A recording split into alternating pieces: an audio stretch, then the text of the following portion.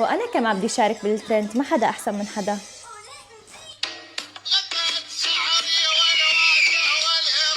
حرفيا نص الكوكب عم بغني ياباني وعم بيشارك بترند دمج الالوان، عم يمعطوا ايديهم ووجههم بشويه الوان وبعد هاللوك مكياج بيفلج.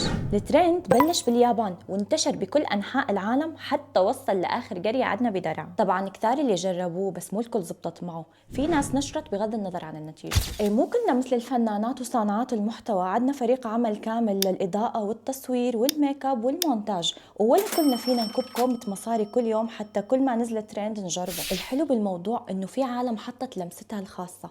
بيسان اسماعيل مثلا بلشت الترند بالياباني وانتهت بالبرقع العراقي، كثار قلدوا نفس الفكره وصرنا نشوف النسخة السعودية والفلسطينية والمغربية. لحظة، أنا ما عم بجزم إنه بيسان إسماعيل أول وحدة جربت البرقع العراقي، لأنه هالتفصيل بصير عليه مذابح. هسا على القصة مو إذا جربنا أي ترند، المشكلة بحالة التقليد الأعمى اللي وصلنا لها. نحن الناس العاديين شو عم نستفيد وقت نشارك بهيك ترندات؟ هل يمكن نفسيا نحن بحاجة جرعة الدوبامين بعد اللايكات والتعليقات اللي بتجينا من رفقاتنا حتى لو كانوا 5؟